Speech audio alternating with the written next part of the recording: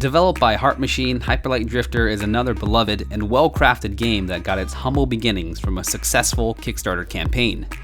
Outside of the incredibly beautiful and jarring intro cinematic, players are left to explore and ultimately come to their own conclusions about the world and the strange creatures that inhabit it.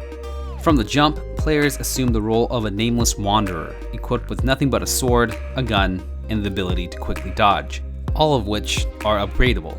This is a game where the controls simply fade into the background, making it incredibly easy to pick up and play.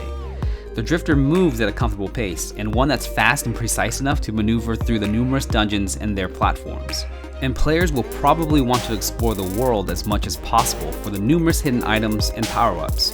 That is, if you're not already traversing the land because of how gorgeous the art is. Everything just looks so damned cool.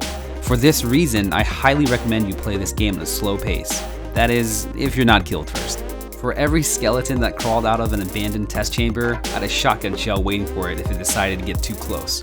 For every ferocious beast that emerged from the shadows of the ancient forest, my blade made short work of it. But it wasn't always easy.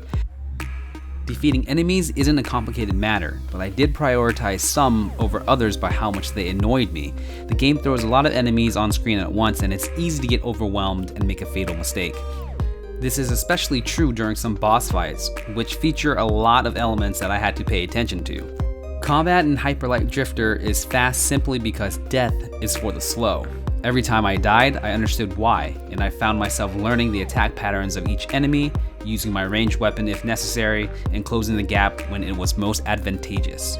It's much safer to take shots from afar, especially since every hit from a baddie, even the small ones, drain a large chunk of health. Sometimes, however, getting up close with a sword meant an easier kill, but at the cost of getting slain. It's not one thing that sets Hyperlight Drifter apart. If anything, it's the culmination of all the elements that make it truly great. The risk versus reward in combat, the beautifully mysterious environments, Disaster Piece's awesome electronic yet very ominous soundtrack kept me engaged for the 8 or so hours it took me to complete the game's story. Hyperlight Drifter doesn't do a whole lot, but everything it does do, it does exceptionally. That's why it's one of the best games I've played all year. You can get it right now on PC, Xbox One, and PlayStation 4.